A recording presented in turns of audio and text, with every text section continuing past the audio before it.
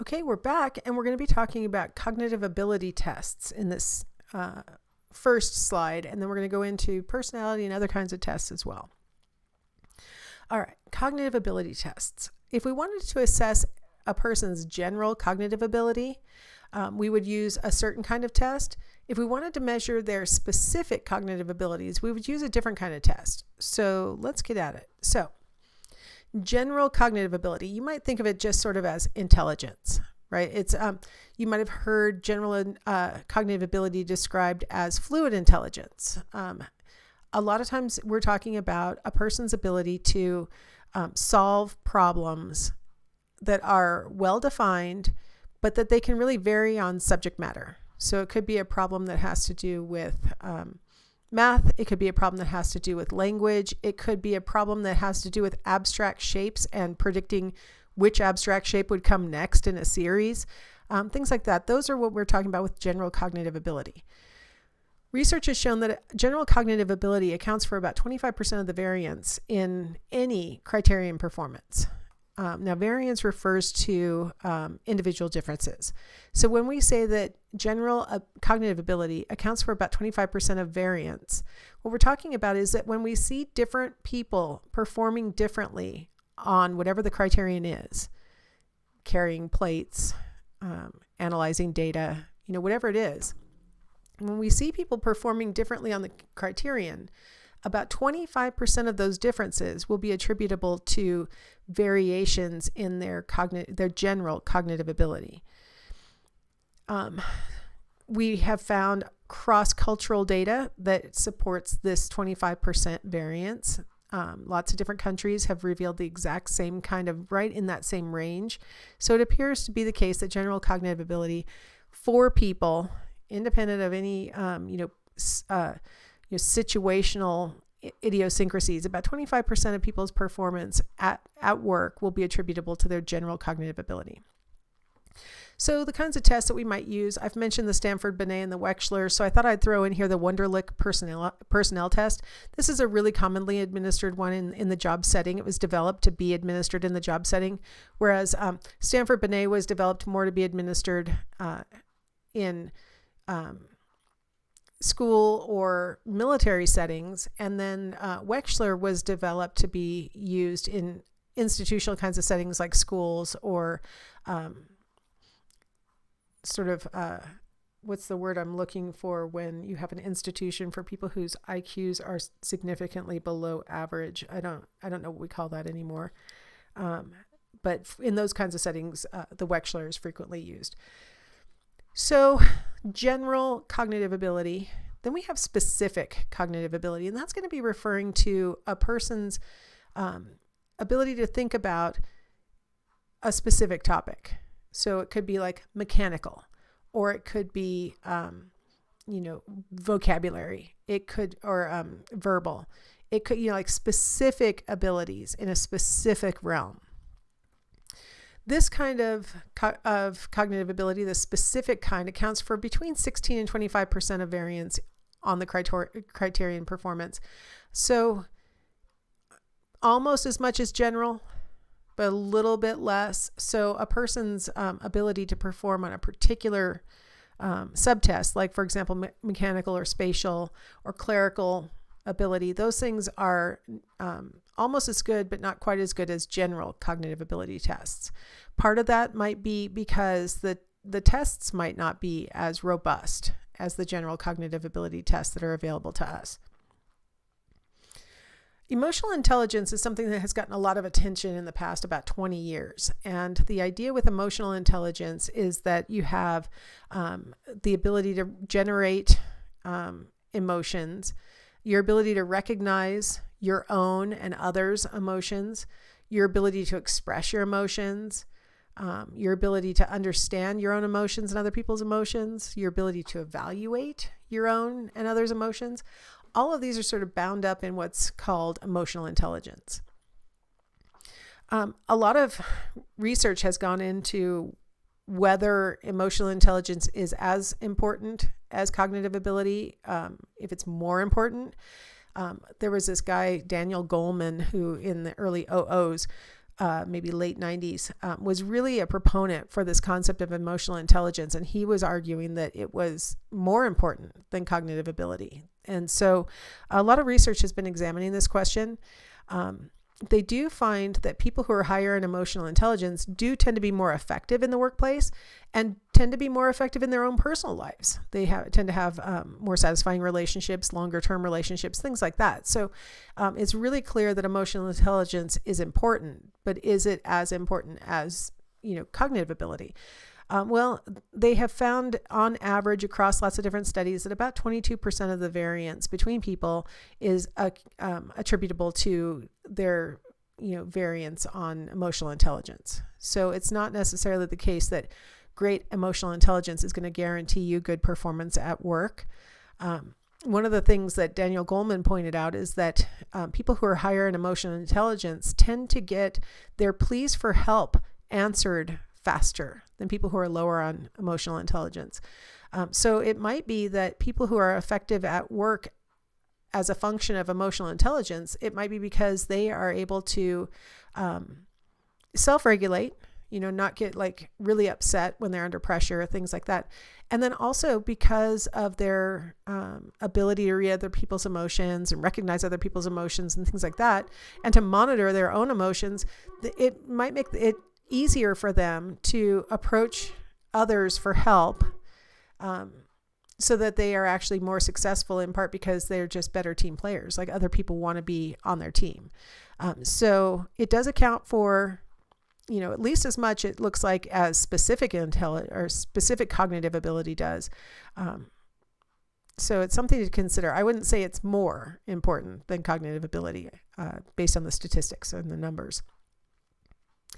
Then there are psychomotor tests.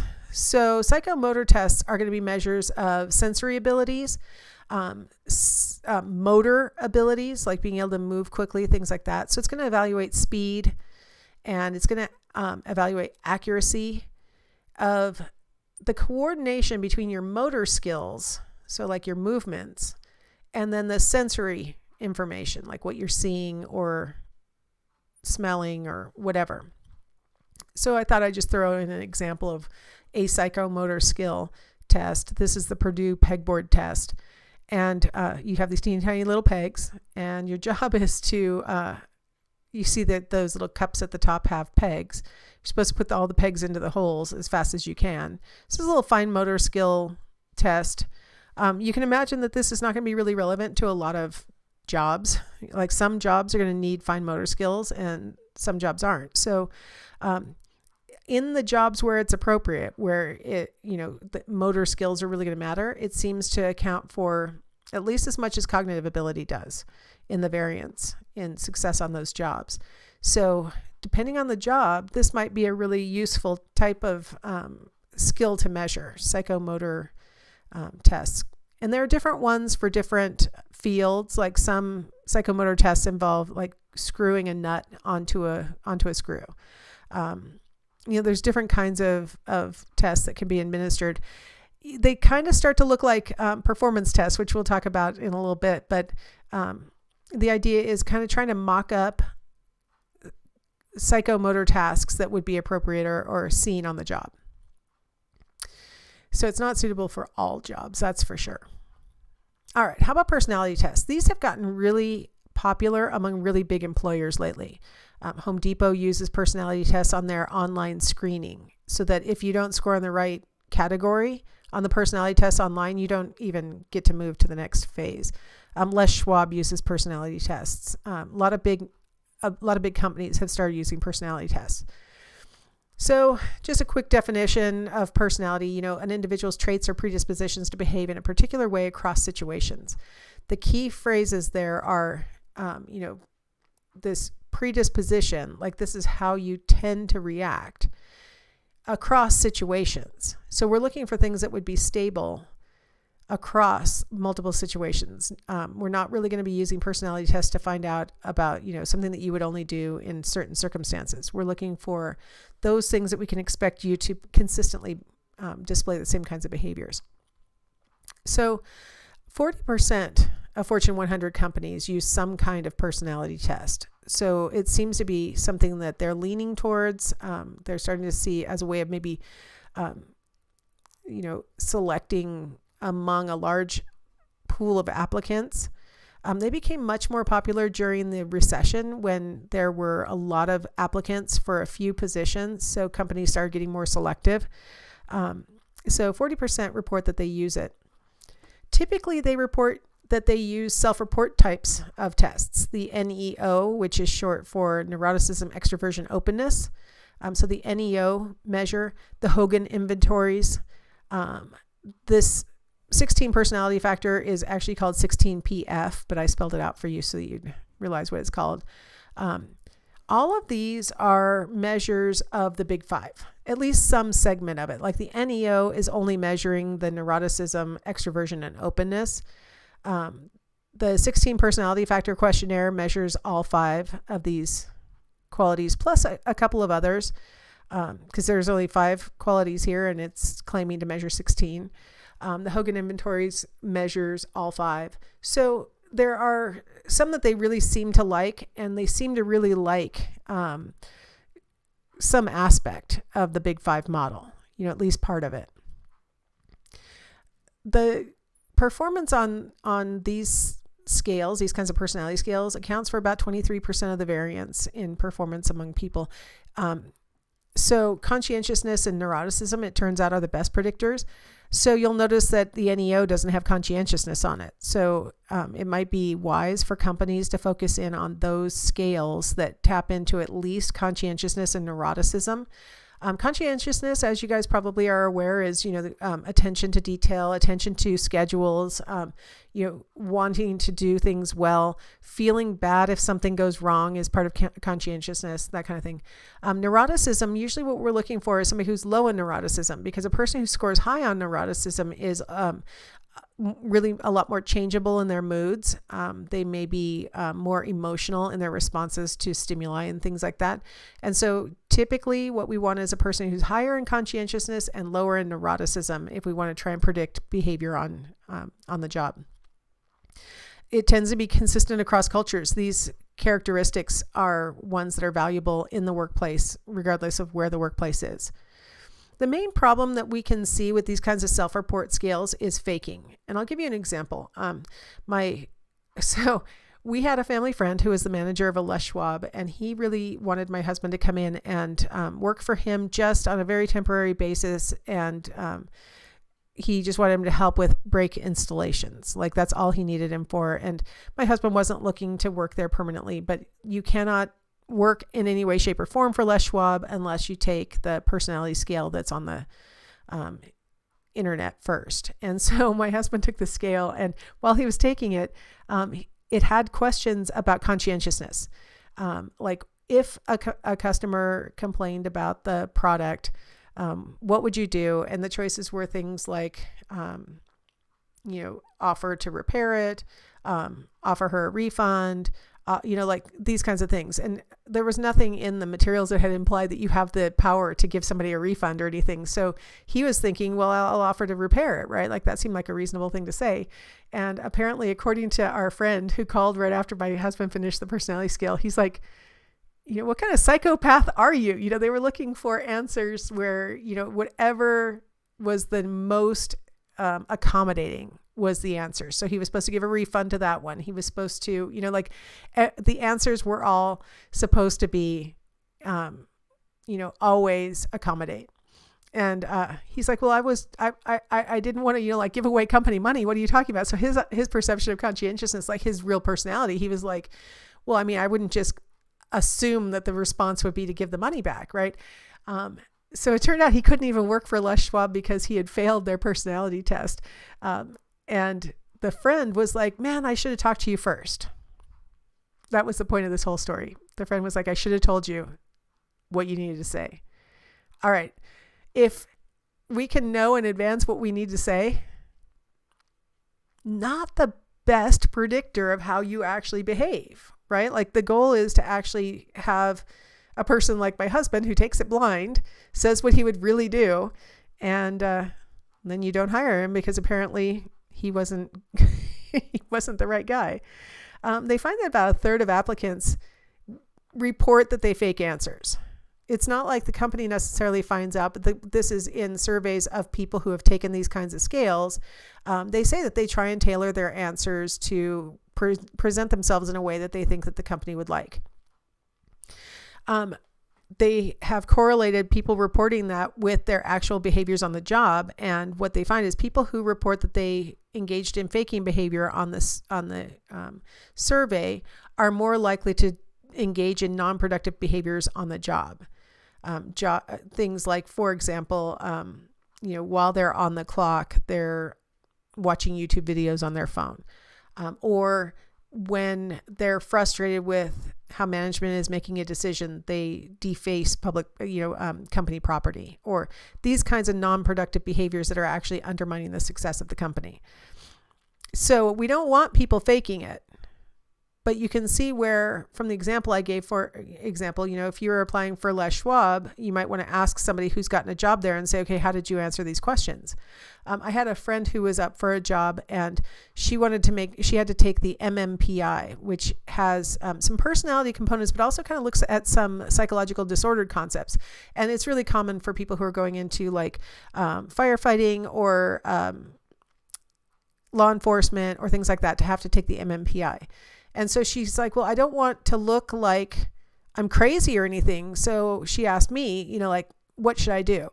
And in that particular test, which has 550 items on it, embedded into that giant long test is an analysis of attempts to fake. It's actually called the lie scale. And what it assesses is how consistent your answers are across the scale. Because at the beginning, when you're fresh and it's only question number 25, you might be able to be giving answers that are, let's just say, politically correct rather than what is true for you. And by the end, you've lost track of what's going on. You're getting tired. You're on item 525, and now you're like, I'm just going to start being honest here. That discrepancy between what you said at the beginning and what you said at the end gets picked up by this lie scale.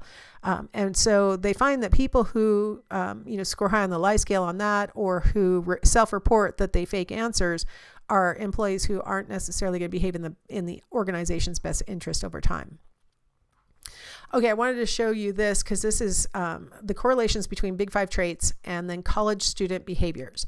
So across the top, you see neuroticism, extroversion, openness, agreeableness, and conscientiousness.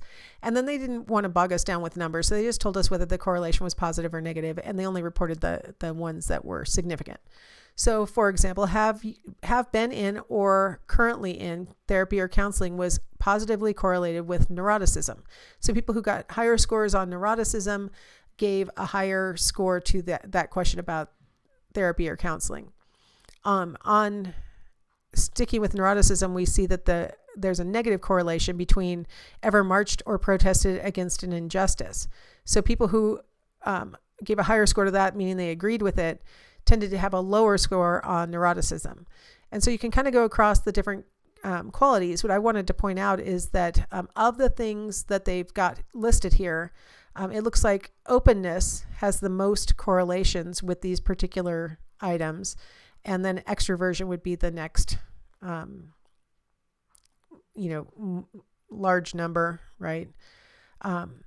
And if you look at the questions, ever cheated on a college test, ever had a spring break in Florida or Mexico, ever dated a person of a different race or nationality, you go down the list and you're like, well, this doesn't seem to have anything to do with work, that's for sure. But what we're looking at is, you can see correlations between personality characteristics and then behaviors that might be more or less stereotyped, right? Like, what do you mean by ever had a spring break in Florida or Mexico?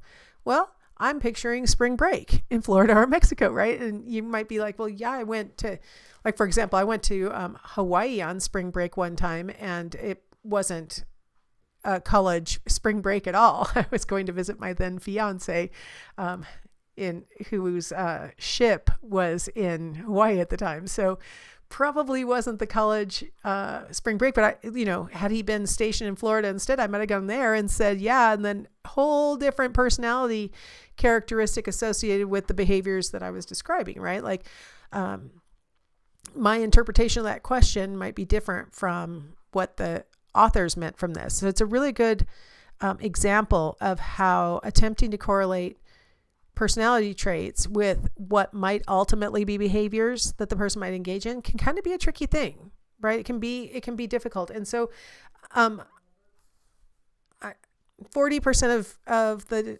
Forbes 100 companies using it, they may ultimately realize that in the long run, this might not be their smartest idea because it doesn't correlate necessarily super well to things that really matter in the long run.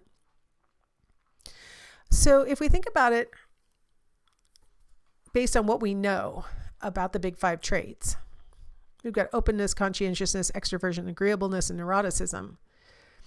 Let's say you have 5 applicants for your job, and I haven't defined what the job is that you're hiring for, and each scores highly on a different dimension of the big 5. Who would you hire if the only information you have is how they scored on the big 5? Well, normally I like people to kind of reason this out in a discussion, but I'll throw out some ideas and hopefully you're thinking similarly or reacting to what I'm saying. So, for example, don't you think it matters what kind of job you're hiring for? Like, if I'm hiring a bank teller, I might want somebody who's really high on conscientiousness because I would like them not to, every night take $5 out of my till. They're going to be there on time, things like that. That might be really important to me. Whereas if I'm hiring somebody for, a character at Disneyland, I might want them to be extroverted, right? Outgoing and willing to, at least while they have the mask over their face, willing to, interact with the public and be friendly and all the things that go along with extroversion, right? Being outgoing. Maybe if I want my employees to be willing to work whatever schedule I give them without complaining about it, I might want somebody who's high in agreeableness, because people who are higher in agreeableness tend to be compliant. So maybe that's the characteristic I would like. It turns out that's what Les Schwab was looking for. They were looking for people who are high in agreeableness. And my husband would thought that they were looking for people who are high in conscientiousness, which he's really high on. He's not as high on agreeableness. I'll just be honest. He's not as high on agreeableness. So he's not as compliant. And, maybe in certain job situations, I might want somebody who's more agreeable, especially, for example, like I said, if I have really crazy work hours and I need people who are willing to just take whatever I give them, maybe I want them to be high in agreeableness.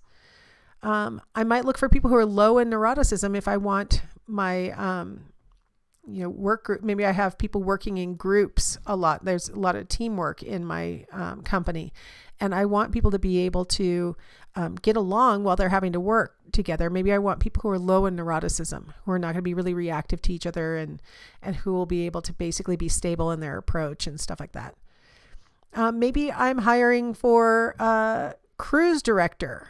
Maybe I want somebody who's high in openness, right? Somebody who's willing to experience new things and is open-minded and things like that. So, depending on what you're hiring for and what kinds of characteristics you would like them to display on the job, you might focus on different aspects of the big 5. And so it might be more important to only administer a subscale that taps into the very one that you really need, like high scorers or low scorers on. And you could use it just as a sorting tool, something like that. All right. So, just to clarify, conscientiousness means that you're probably going to do a careful, thorough, dependable, accurate job. They found that in research that in appliance sales, people who were high in conscientiousness set higher goals and were committed to reaching them. And they expended greater effort and were more persistent. So if you're looking for somebody who's going to really sell well, possibly conscientiousness might be a good trait. Notice some of the other characteristics of that trait. You've got careful, thorough, dependable, and accurate. That sounds like some qualities I'd like to see in my bookkeeper or my accountant, right? So you can kind of imagine that there are areas where that would be a really important trait. And it seems to be one of the ones that really emerges frequently in the research as a trait that's important for a lot of different kinds of jobs. All right. I think that's a long enough segment. So let's take a little break. I'm going to take a little break and let's come back and we'll talk about some more kinds of tests in the next segment.